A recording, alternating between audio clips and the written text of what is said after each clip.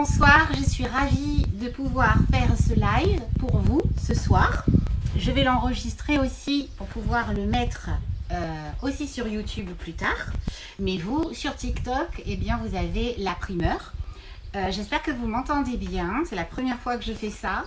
Et alors ce soir, si je vous ai réunis, c'est justement pour pouvoir faire avec vous un commentaire composé, vous expliquer la méthode à travers un exemple. Et donc j'avais prévu l'enterrement de Paul Verlaine. Je vais vous montrer le texte, peut-être que vous pouvez faire capture d'écran. Voilà, on va faire comme ça.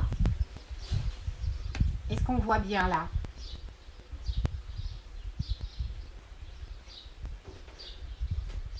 Voilà, si vous voulez faire capture d'écran, comme ça vous avez le poème. Mais vous l'avez peut-être déjà trouvé sur internet, bien sûr, c'est un grand classique. Avant de commencer ce commentaire composé précisément, je vais d'abord répondre à quelques questions qui m'ont été posées pendant ces derniers jours, parce que je sais que vous êtes tous en train de réviser, et c'est normal, c'est bien. D'abord, une question qui était, quelle est la différence entre un commentaire composé et une dissertation ? Alors, je parle que du nouveau programme, avec la dissertation sur œuvre. Déjà, il faut savoir qu'un commentaire composé, c'est vraiment l'analyse littéraire d'un passage ou d'un texte. Ici, ça va être un poème qui est un sonnet, je rentrerai dans le détail après, et vous analysez stylistiquement ce que c'est que ce poème, ce qu'il veut dire, comment surtout il est écrit, quelle est l'intention de l'auteur, quel est l'intérêt de ce texte. Et vous structurez votre réponse en faisant des paragraphes. Ce n'est pas une analyse linéaire, ligne après ligne, ça c'est pour l'oral, et vous allez structurer en faisant des axes d'études, et ça c'est un commentaire composé. Les exemples que vous allez analyser sont tous dans le texte qui vous est proposé ou le passage. Une dissertation, vous n'avez pas de support, vous n'avez pas de texte sous les yeux, mais c'est une dissertation sur œuvre avec le nouveau programme, c'est-à-dire que vous avez lu un roman, une pièce de théâtre, de la littérature d'idées ou un recueil de poésie avec votre professeur dans l'année. Et vous avez plusieurs dissertations et vous allez prendre celle qui vous convient sur l'œuvre au choix qui vous convient. Et là, ça sera sous quelle forme ? On rentrera dans les détails demain. Demain, je ferai un autre live sur la dissertation et ça sera sur la princesse de Clèves pour que vous voyez bien ce que ça peut donner. Et donc, en fait, quand il y a une dissertation sur œuvre, vous avez un sujet, donc une question ou alors une citation que vous devez expliquer. Et en faisant la dissertation, vous allez développer votre propos. Et vous allez chercher des exemples dans l'ensemble de l'œuvre. Ça, c'est la dissertation. Et je reviendrai sur le détail de la méthode. Ce soir, c'est le commentaire composé. Donc, un commentaire composé, eh bien, il va se structurer avec une introduction, et je vais venir dans le détail après, un développement en 2 ou 3 parties. Ça, c'est au choix. Je vais dire que ça dépend du texte. 2 parties pour un commentaire composé. S'il y a 2 sous-parties chaque fois, c'est très bien. Et une conclusion qui se fait donc en 2 étapes avec le bilan et une ouverture. Et je vais y venir aussi dans le détail. Mais j'aimerais ce soir vous montrer comment on arrive à faire un travail rédigé à la fin. On ne commence pas par l'introduction. Mais non.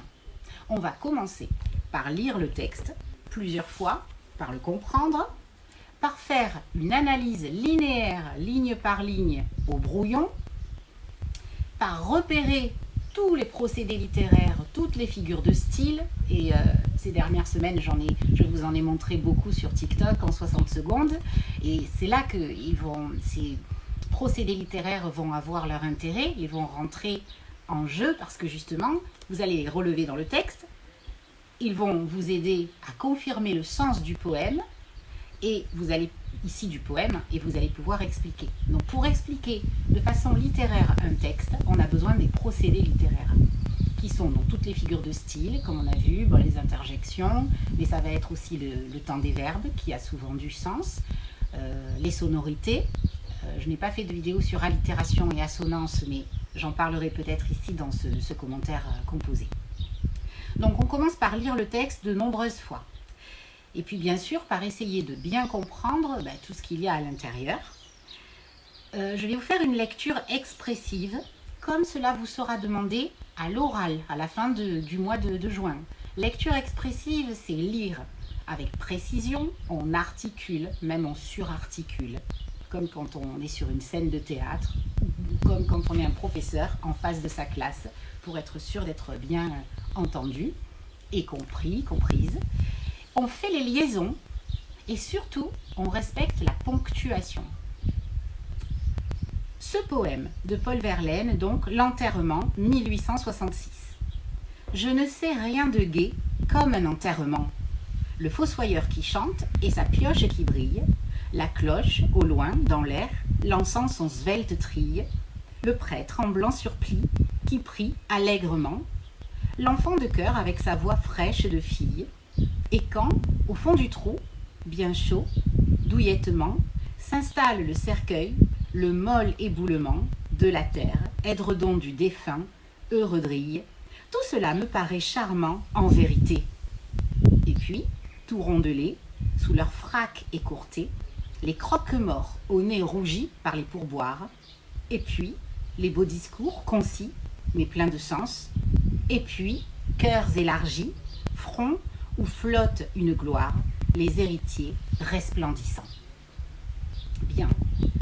Alors, déjà à la première lecture, vous devez avoir compris le sens du texte, repérer sa forme aussi. Alors, c'est un poème. Nous sommes dans l'objet d'étude de la poésie. Et du coup, là, une petite fiche doit s'allumer. Vous pouvez sortir une petite fiche. Voilà tous les procédés d'écriture de la poésie, les outils d'analyse. Je sors ma boîte à outils où il est écrit poésie dessus. Ça veut dire que pour analyser de façon stylistique un poème, quels sont les outils dont j'ai besoin? Bien sûr, il va y avoir les rimes, mais aussi le nom des strophes. Ici, vous voyez que nous avons 2 quatrains et puis 2 tercets. Vous comprenez bien qu'il s'agit d'un sonnet qui est une forme fixe, inventée par Pétrarque au XIVe siècle et mise en œuvre à la mode au XVIe siècle en France. Si Paul Verlaine, au XIXe siècle, utilise une forme fixe du XVIe, c'est pas pour rien. C'est parce qu'il va mélanger tradition et modernité. Et donc ça, déjà aussi, ça vous met sur la piste. Comme autre outil, on voit tout de suite qu'il y a beaucoup de phrases exclamatives. Il faudra les expliquer et leur donner du sens. Mais on a aussi dans les outils stylistiques de la poésie le rythme. J'ai essayé de bien le marquer en respectant les liaisons. Et vous voyez qu'il y a vraiment des vers où il y avait un rythme différent. Et on remarquera aussi rapidement, il faut toujours essayer de repérer les phrases quand vous avez un poème. Un vers n'est pas une phrase. Une phrase commence par une majuscule et se termine par un point. Si l'on regarde bien ici, on s'aperçoit que la première phrase se termine au vers 9 avec en vérité point d'exclamation. Et la deuxième phrase, c'est tout le reste, de et puis jusqu'à resplendissant. Donc ce sera à placer, à dire que c'est un poème quand même original puisqu'il n'a que 2 phrases pour 14 vers. 14 vers qui est le nombre de vers traditionnel du sonnet. Et donc on commence au brouillon comme ça à écrire en vrac toutes nos remarques.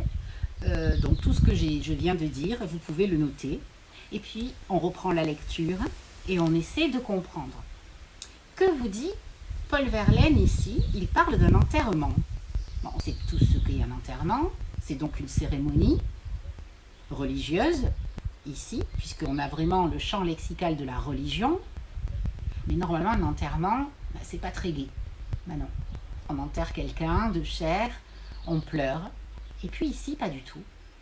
Et c'est là qu'il va créer un décalage. Je ne sais rien de gai comme un enterrement. Voilà qui est bien surprenant. Et l'ironie est présente dès ce premier vers. L'ironie, qu'est-ce que ça va être? C'est un procédé d'écriture, cher à Voltaire par exemple au XVIIIe siècle lorsqu'il écrit Candide. Ce poème pourrait renvoyer, vous savez, à la scène dans Candide où il décrit un champ de bataille. Rien n'est plus beau, si leste, si brillant on a l'impression que c'est une fanfare, mais en fait c'est un champ de bataille avec les tambours, les trompettes, les fifres et les hautbois. Et donc ça ne va pas ensemble, autant d'instruments de musique et puis la guerre.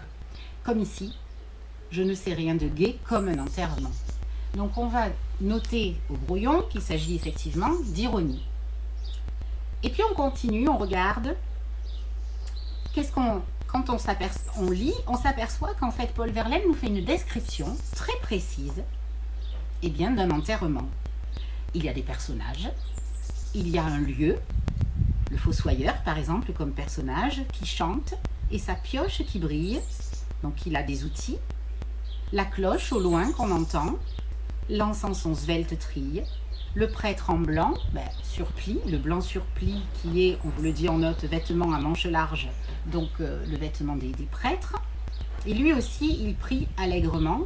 Donc on a comme si on vous présentait un tableau, et un tableau très précis d'une scène.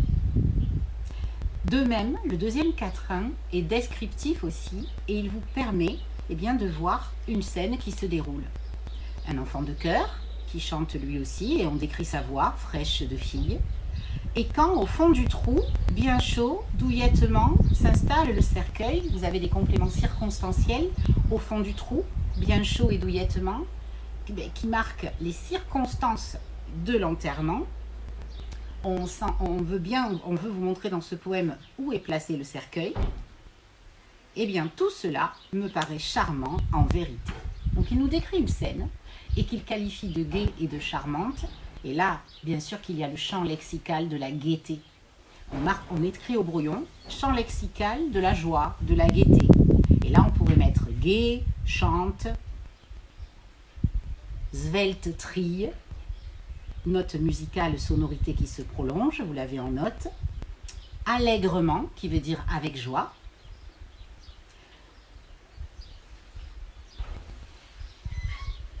heureudrille, qui est la périphrase pour désigner le défunt, édredon du défunt, heureudrille, et un drille, c'est un homme jovial. Tout ça fait partie du champ lexical de la joie. Et donc au brouillon, vous le notez parce que vous allez vous en servir. Et il faudra justement montrer qu'il y a un décalage entre le lieu de l'enterrement, la circonstance de l'enterrement, et ce champ lexical de la joie, de la gaieté.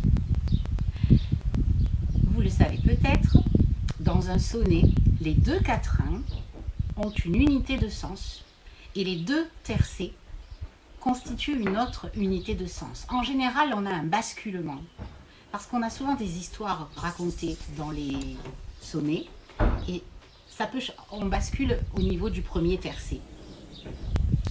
Le 14e vers est appelé la chute parce que normalement, il doit surprendre.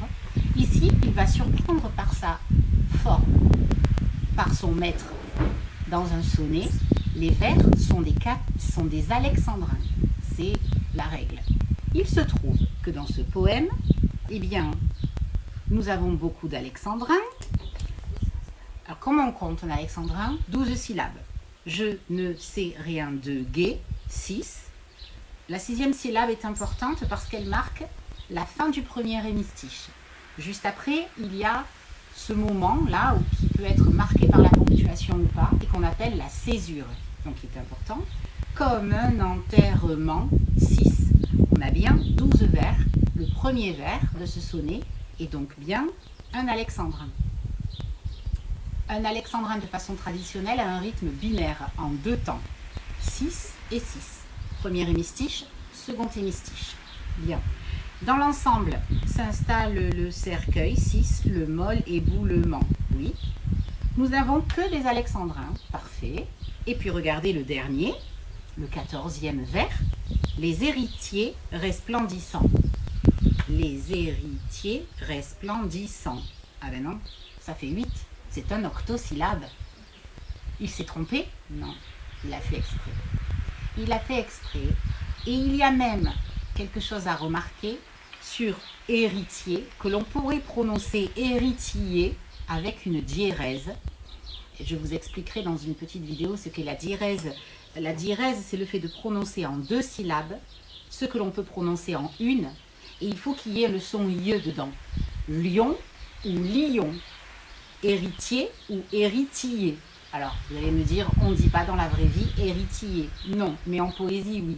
Si bien qu'on pourrait penser que le 14e vers est un octosyllabe ou alors un vers en 9 syllabes.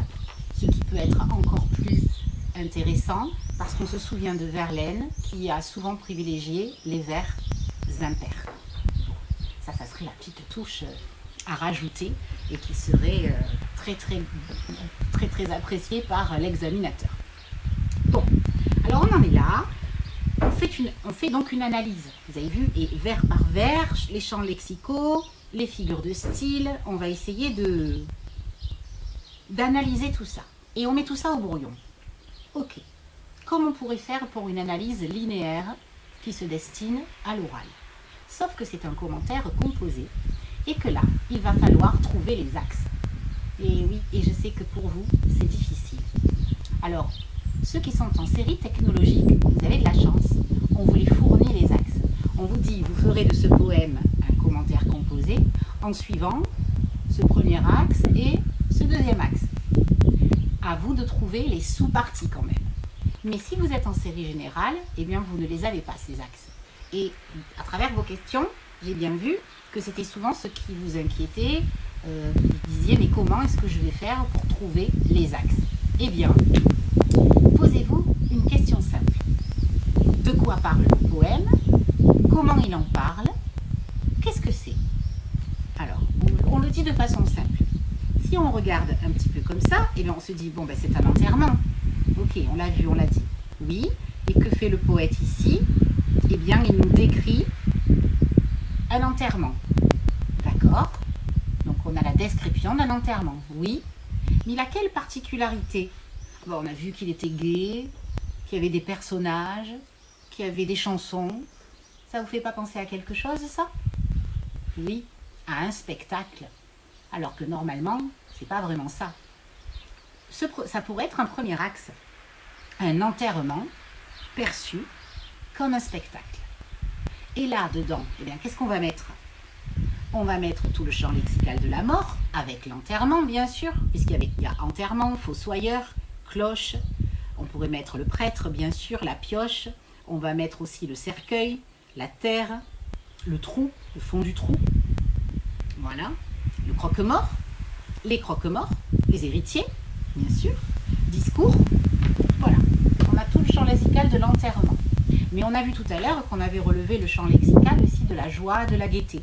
Mais puisque c'est un spectacle, on va le mettre ici aussi. Donc, je rassemble mes figures de style et je rassemble tout ce que je vais pouvoir dire. Et puis, un spectacle, eh bien, c'est gai, donc c'est pour ça qu'on va pouvoir en parler. C'est aussi qu'un spectacle, ça se voit et ça s'entend.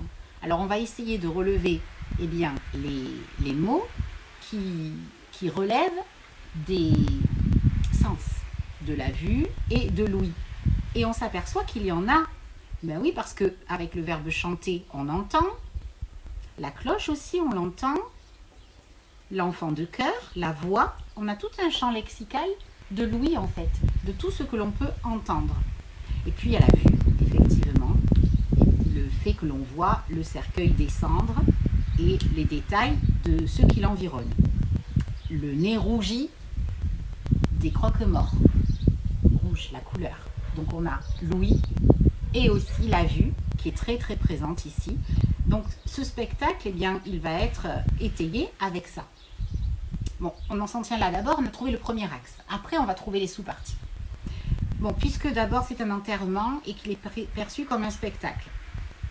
Qu'est-ce que j'ai dit aussi tout à l'heure? Oui, c'était ironique. Non, l'ironie, c'est installer un décalage qui a pour but de se moquer, de critiquer. Eh bien, alors ici, le poète a un regard satirique. La satire, c'est la description qui sert à se moquer. Donc voilà mon deuxième axe, le regard satirique du poète. Premier axe, un enterrement perçu comme un spectacle. Deuxième axe, le regard satirique du poète. Voilà, ça paraît pas mal. Mais on a besoin de sous-parties. Et oui, donc on a besoin de sous-parties. Et là, on va rentrer dans le détail. Vous êtes au brouillon, vous avez pris une autre page et vous avez mis votre grand 1 et votre grand 2. Donc, grand 1, un enterrement perçu comme un spectacle.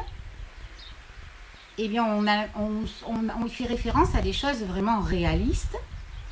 Ben oui, parce que quand même, ça ressemble vraiment à un enterrement. Bon, avons, alors petit a, la description réaliste d'un enterrement.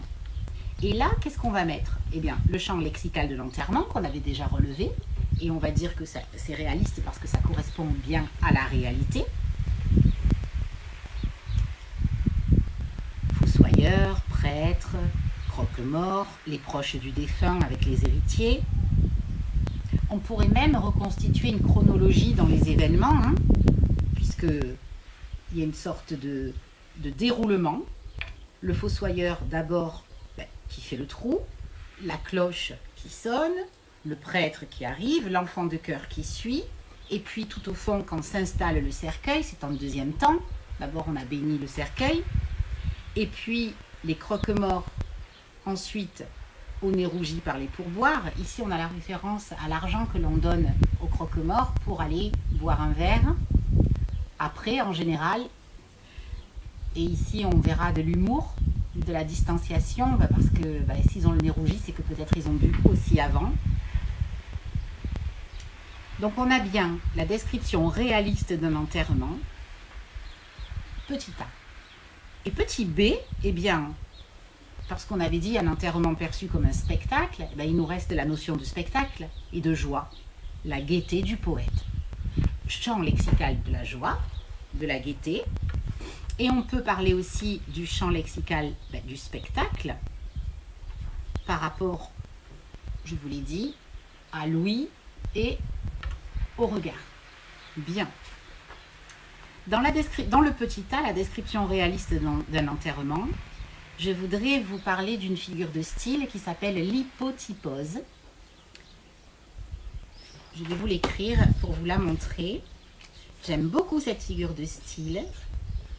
Alors, j'essaierai d'en trouver dans une chanson de rap, mais c'est pas sûr que je trouve, mais je chercherai, parce que si, peut-être, hein. Si, peut-être. Hypotypose, alors. Hypotypose. Regardez, c'est pas très facile. 2Y. Hypotypose. Qu'est-ce que c'est que ce nom barbare? Alors, bien sûr, il est hérité du grec. L'hypotypose, c'est lorsque l'on donne à voir une scène qui a l'air vivante, où il se passe des choses, où les événements s'enchaînent. C'est ça l'hypotypose. Et on peut vraiment dire qu'ici, le poète a recours à l'hypotypose pour décrire cette cérémonie de l'enterrement. Parce que on a tous les mouvements, on a les sons, on a tout ce qu'on voit. C'est vraiment une scène vivante qui est en train de se dérouler sous nos yeux. On parle donc d'hypotypose. Voilà. La gaieté du poète, on l'a vu. Faites bien la transition entre le petit a et le petit b. C'est-à-dire, ici, ça serait « Verlaine nous donne à voir de manière réaliste un enterrement, mais pour lequel il ne se montre nullement peiné, mais plutôt heureux et gai. » Du coup, on ouvre ensuite sur le petit b, la gaieté du poète. Repose sur l'association de mots qui ne vont pas ensemble, gai et enterrement. Et ici, on peut dire qu'il y a bien de l'ironie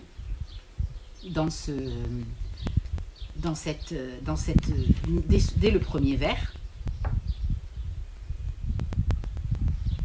Les contrastes sont très forts.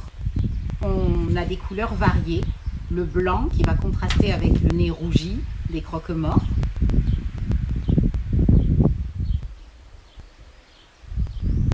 On a une allitération en L, justement, avec le molle éboulement de la terre. Une allitération, qu'est-ce que c'est? Eh bien, c'est la répétition d'un son de consonne, d'un son consonantique. Le molle éboulement de la terre. On entend le molle éboulement de la terre. Ça, alors, à quoi ça sert? Une allitération, c'est pour attirer l'attention sur l'effet musical qui est posé. Et en général, ça a un rapport avec le sens aussi, parce qu'on pourrait dire que cette allitération, eh bien, renforce le son que l'on entend tout au long du poème et qui vient accompagner les chants. Et puis alors là, on fait une transition pour aller vers le grand 2. On soigne les transitions. Qu'est-ce que c'est la transition?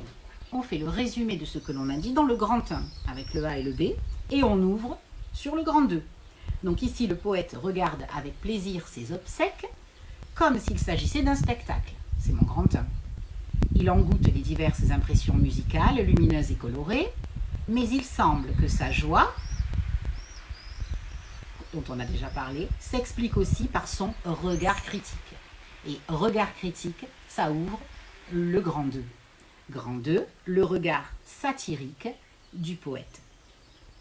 Alors, dès le départ, eh bien, on va donner la définition de satirique, c'est-à-dire qu'un certain nombre d'indices laissent percer l'ironie et même l'humour noir du poète devant cette scène, qui permet de faire la satire de la cupidité des hommes.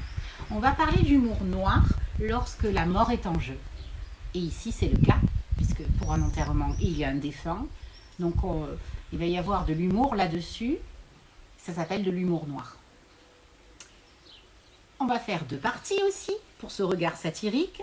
Eh bien, peut-être que vous le sentez déjà, l'humour noir et l'ironie du poète, et on va trouver des exemples. Et en deuxième sous-partie, en B, la dénonciation satirique du peuple, des gens, des hommes. Et c'est quoi qu'on dénonce chez ces hommes? La cupidité, l'argent. Parce que le dernier vers, qui est très très important dans un sonnet, met l'accent sur les héritiers, et encore plus si on fait la diérèse. Les héritiers, ce ne sont pas les membres de la famille éplorés, non, on les désigne par le mot héritier, qui est justement ceux qui vont récupérer l'argent du défunt. Et ils sont associés à un adjectif, resplendissant, ici, qui est un épithète, resplendissant, les héritiers resplendissants. Ça ne va pas ensemble. Un héritier, éventuellement, il peut être triste, ou sérieux, ou concentré, resplendissant, lumineux, et ça tout de suite c'est associé à la joie. Oui, la joie de récupérer bientôt l'héritage. Et voilà la satire sociale.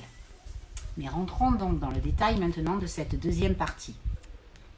Donc l'ironie du poète, on l'a déjà dit, est visible dès son premier vers qui résonne comme une provocation, puisqu'un enterrement en général n'est pas gai.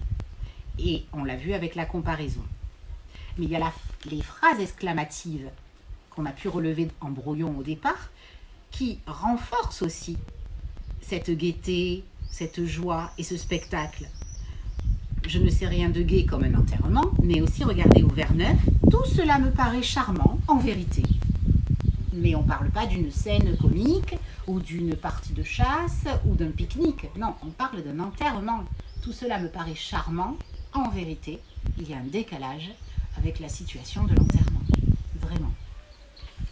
Et l'ironie repose bien sur le décalage entre des mots que l'on associe qui ne vont pas ensemble. Il y a aussi l'antiphrase pour l'ironie, mais ici elle n'est pas vraiment présente, donc on n'en parle pas.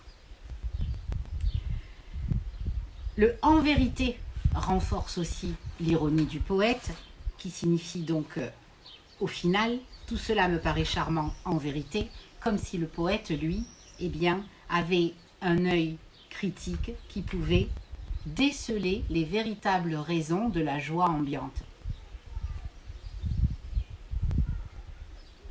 L'humour noir se fait de plus en plus présent. D'abord, il est assez discret avec la joie, qu'on avait relevé tout à l'heure, svelte, et puis aussi l'adverbe allègrement, qui détonne déjà dans le contexte. Mais l'humour ensuite devient un peu plus visible avec le topos de la mort comparé au sommeil. Un topos, eh bien, c'est un motif littéraire récurrent. Un motif, c'est un sujet littéraire récurrent. Souvent, la mort est associée au sommeil. On dit que le sommeil, c'est une petite mort. Eh bien là, on l'a, ce topos de la mort comparé au sommeil. Mais Verlaine n'en retient que la dimension prosaïque. Prosaïque, ça veut dire très simple, voire vulgaire, pas métaphorique. C'est-à-dire eh bien, qu'on a le champ lexical du lit avec édredon. Il compare la fosse à un lit bien chaud et douillet. Et l'édredon, donc champ lexical du lit. Donc on retrouve un topos de la littérature, mais aussi de la sagesse populaire, Mais ici, ben, il est choquant parce qu'il n'est que prosaïque et qu'il fait référence à l'objet lit. Voilà. Et puis l'irrévérence, c'est-à-dire la moquerie, va culminer avec l'expression heureux drille dont on a parlé tout à l'heure. Ici, ça ne va pas du tout. Un homme jovial. Non mais le mort qu'on installe comme un homme jovial. Et là, voilà, bien sûr que l'humour noir n'a fait que se renforcer. Donc c'est comment montrer. Vous relevez les exemples et vous les expliquez et vous montrez qu'il y a une gradation justement dans les exemples donnés. La description des croque-morts aussi, qui se veut remplie d'humour. Normalement, un croque-mort, c'est digne, bien habillé, calme, qui va parler avec sobriété et gentillesse. Ah ben ici, ils sont tout rondelés, sous leur frac écourté, habit noir de cérémonie, mais écourté. Il est trop court. Donc c'est un habit qui ne leur convient pas, qui n'était peut-être pas eux, qui a été prêté. Donc ça ne fait pas très sérieux, ça ne fait pas très correct comme tenue. Et en plus, comme je vous l'ai dit tout à l'heure, le nez rougi par les pourboires peut faire référence à leur état d'ébriété. Donc ils sont peut-être déjà ivres, sous. Ou alors, le nez rouge pourrait aussi être interprété comme des hommes de spectacle. Et ce sont des clowns qui ont des nez rouges. Et vous pouvez poser les deux hypothèses, même si effectivement le nez rougi par les pourboires peut faire référence aussi à la consommation d'alcool. Donc on a des éléments comiques. Transition toujours. La description de l'enterrement est donc marquée, on reprend ce qu'on a dit, par l'ironie et l'humour noir, qui sont des registres habituellement mis au service d'une dénonciation satirique des hommes. Et on va dénoncer donc les hommes et leurs défauts. Et donc dans ce poème, eh bien petit b, une dénonciation satirique. Les tercets surtout. Les deux quatrains, vous avez vu, décrivent l'enterrement de façon joyeuse, mais les deux tercets, eh bien, s'épanouissent beaucoup plus dans la critique des hommes. Les hommes qui sont présentés comme cupides et intéressés, puisqu'il y a le mot pourboire, les croque-morts sont intéressés par les pourboires au vers 11. Le mot est d'ailleurs mis en évidence à la rime, signe de leur intérêt. L'indication nez rougi suggère soit que les croque-morts ont pleuré d'émotion en recevant leur pourboire, soit que ces derniers ont trop bu. Alors, on regarde la rime.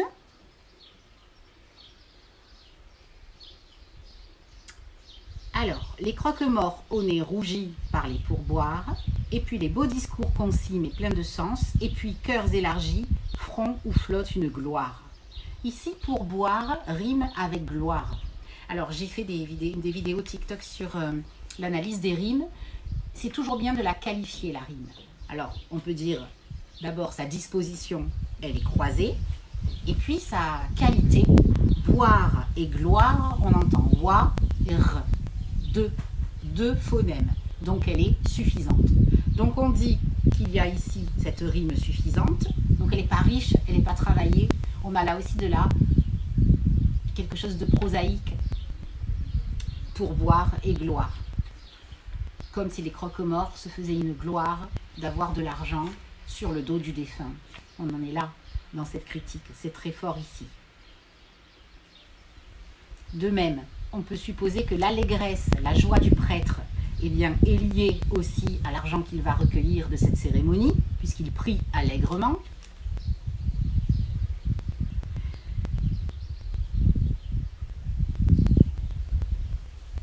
Quant au cœur, l'enfant de cœur avec sa voix fraîche de fille, qui va faire écho eh bien, au vers 13, et puis cœurs élargis, front où flotte une gloire. Ces cœurs élargis, c'est quoi? Les cœurs, normalement, sont serrés le jour de l'enterrement. Ils sont élargis quand ils sont pleins de joie et de gaieté. Et donc là aussi, c'est une association de termes. On ne peut pas parler d'oxymore, mais on va parler d'associations surprenantes qui relèvent de la dénonciation. Voilà. Enfin, héritier, au vers 14, est mis en valeur grâce à la diérèse, donc comme on a vu, qui déjà ce vers devait attirer l'attention parce que c'est le 14e et que c'est la chute, et la diérèse renforce l'intérêt que l'on doit apporter à ce mot héritier. Et on aurait pu trouver d'autres synonymes pour parler de la famille et du défunt. Mais non, mais ce sont les héritiers qui sont là. Ce qui malheureusement est une satire des hommes, et c'est souvent ça. Hein. Dès l'enterrement, on se préoccupe de savoir de quoi on va hériter. Voilà. Alors, en conclusion, ah oui, une précision. On ne peut pas parler de toutes les rimes. Mais là, j'en ai étudié une en détail, mais vous pouvez en étudier une autre, par exemple. Au moins, vous vous dites que pour un commentaire composé sur un poème, au moins 2 rimes, c'est intéressant. Et puis, vous essayez de trouver une rime riche, si c'est possible, s'il y en a, de préférence. Riche, c'est-à-dire 3 phonèmes. Et par exemple, ici, on a enterrement et allègrement. On a rement. E, M, en. On a même 4 sons. Donc cette rime est riche. À quoi elle sert? Alors là aussi, on dit que dans les quatrains, les rimes sont embrassées, ce qui est normal pour des quatrains de sonner, puisqu'ils ont une disposition fixe, les 2 quatrains aux rimes embrassées et les 2 tercets aux rimes qui sont suivies puis croisées. Donc enterrement rime avec allègrement, c'est une rime riche, et là du coup ça attire votre attention et vous devez le commenter. C'est pour ça qu'on analyse une rime. Ben, enterrement et allègrement, ça ne va pas du tout ensemble. C'est ce qu'on a dit tout à l'heure. Un enterrement, c'est triste. Et cet adverbe allègrement souligne la joie. Et donc, il y a un décalage. Et le ton est donné dès cette rime-là et dès ce premier quatrain. C'est-à-dire l'ironie, la satire sociale. C'est l'enterrement qui est vu comme un spectacle. Que fait-on dans la conclusion? Et j'ai eu la question hier encore, là, avec tous vos commentaires et vos questions sur TikTok. D'abord, on fait un récapitulatif, et je sais que je n'ai pas fait l'intro, c'est fait exprès, je la fais à la fin. Et oui, vous verrez. Je fais un récapitulatif dans la conclusion de ce que l'on a dit. Verlaine propose donc ici un sonnet, et dans ce sonnet, une description réaliste d'un enterrement, en nous donnant à voir de nombreux détails, qui lui procurent une joie certaine, ce qui déjà peut choquer le lecteur. Mais celle-ci devient toutefois suspecte, si l'on considère que de nombreux passages s'avèrent ironiques et pleins d'humour noir. Ces registres sont mis au service d'une satire, de la cupidité et de l'hypocrisie des hommes, et c'est ce que le poète dénonce. Sa dénonciation des laideurs humaines est ainsi transfigurée par la poésie. En général, la poésie, ça parle du beau, et bien là, Verlaine a voulu montrer des défauts humains, des vices humains. Ça vous fait penser à quelqu'un, mais bien sûr, ben ça nous fait penser à Baudelaire, aux fleurs du mal et au parcours associé, la boue et l'or. Et oui, du coup, on fait un lien avec notre parcours associé. Comme Baudelaire, Verlaine, en alchimiste en quelque sorte, change la boue en or, parce qu'il a transfiguré des vices humains en un beau poème. Alors ça c'est un petit truc, essayez toujours de faire l'ouverture, c'est-à-dire le lien, la deuxième partie de la conclusion, autour du parcours associé. Parce que forcément le poème qu'on vous donne, à faire en commentaire composé, va renvoyer, si c'est de la poésie, à un parcours associé de poésie. Si c'est le roman, à un parcours associé aussi. Donc il faut bien connaître ces parcours associés et faire le lien. Et ici, mais bien sûr, on fait le lien entre Verlaine et Baudelaire, parce que c'est évident, et que Baudelaire a été quelqu'un qui a inspiré Verlaine, bien sûr. Alors on en vient à l'introduction. Et oui, on l'a fait en dernier, parce que là on est toujours au brouillon. Alors qu'après, bien sûr, on la recopiera en premier sur la feuille toute propre que l'on va rendre. S'il vous plaît, sans rature, sans blanco, toute belle, hein, ce serait bien. Donc en introduction, alors là se pose la fameuse question, amorce ou pas amorce. J'ai l'habitude de demander une amorce à mes élèves, parce que j'aime bien ça. Et de nombreux profs de français aiment bien l'amorce. C'est-à-dire une phrase générale qui apporte un contexte, une contextualisation au texte qui va être étudié. Mais on ne le présente pas déjà, on va parler du siècle, du mouvement littéraire, du thème parfois abordé. Et ensuite, on présente l'auteur et le texte. Mais dans de nombreux sujets corrigés, dans de nombreux livres d'annales que vous avez peut-être, ou dans des manuels, eh bien, on voit des introductions qui commencent directement avec la présentation de l'auteur et du texte. Donc, certains disent que l'amorce n'est pas indispensable. Sachez de toute façon que vous ne serez pas pénalisé s'il n'y en a pas. Voilà, c'est ce que vous devez savoir. Après, si vous en mettez une, qui peut le plus, peut le moins. Et si vous savez faire des amorces, eh bien faites-le parce que c'est quand même, c'est juste une petite phrase et ça met en contexte. Voilà. Ensuite, donc, on présente Paul Verlaine et on présente le mouvement littéraire auquel il appartient. Et donc, comme vous le savez, il appartient au mouvement, le symbolisme.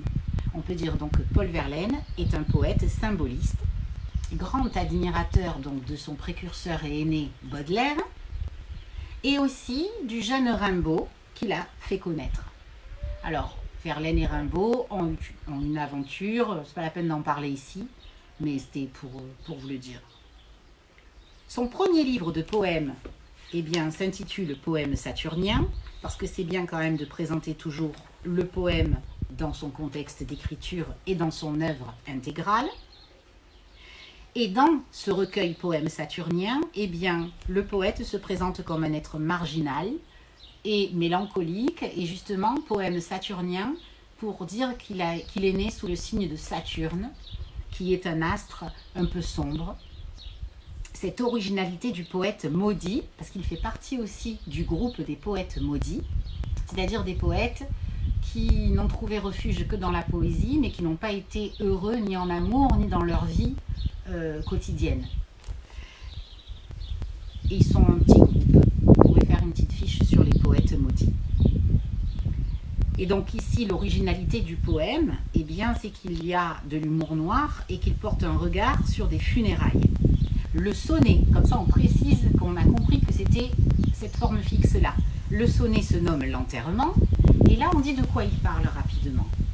Et il nous donne à voir une cérémonie décrite avec une distance satirique et ironique, et même avec de l'irrévérence, c'est-à-dire un petit peu d'insolence, vous pourriez dire. Là, on a présenté l'auteur et le texte. Posons la problématique. Ça vous fait peur ce mot problématique? Eh bien, changez-le. Dites quel est l'intérêt du poème. Toujours dire l'intérêt quand on fait un commentaire composé. Nous nous demanderons comment ce poète, en marge de la société, procède pour nous décrire cette cérémonie. En fait, l'intérêt du poème, du texte, c'est toujours de se dire mais comment il a été écrit pour atteindre son but.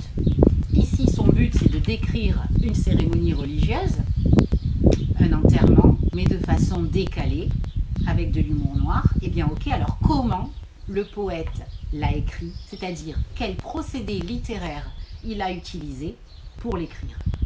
Et vous répondez à cette problématique. Pour cela, nous étudierons tout d'abord le spectacle que représente cet enterrement, de façon à mettre à jour sa dimension satirique. Là, c'est la deuxième partie.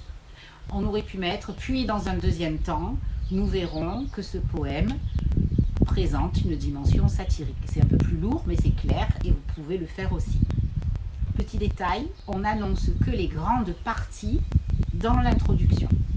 Et c'est lorsque vous allez commencer votre grand 1 que vous faites une introduction partielle, c'est-à-dire nous allons voir ici qu'il s'agit de la description d'un enterrement perçu comme, c'est-à-dire nous allons voir ici qu'il s'agit de la description d'un enterrement perçu comme un spectacle, parce que d'abord, c'est lorsque vous allez commencer votre grand 1 que vous faites une introduction partielle, une description réaliste, j'introduis mon petit a, puis qu'il y a de la gaieté qui crée déjà de la distance pour le poète. Et là, j'ai introduit mon petit b.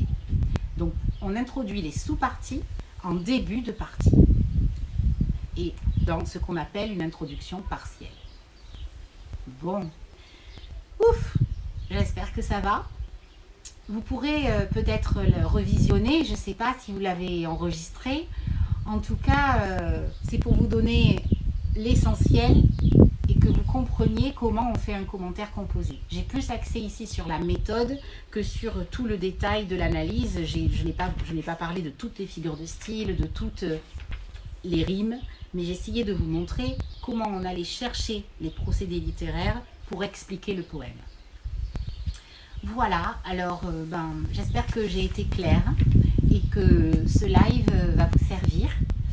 Et je vous remercie encore pour toutes les vues, pour tous vos commentaires, pour toutes vos questions. Je suis ravie de pouvoir vous être utile et d'essayer de faire du français de façon un petit peu plus originale, un petit peu moins conventionnelle et adaptée avec les réseaux sociaux et puis les nouvelles technologies.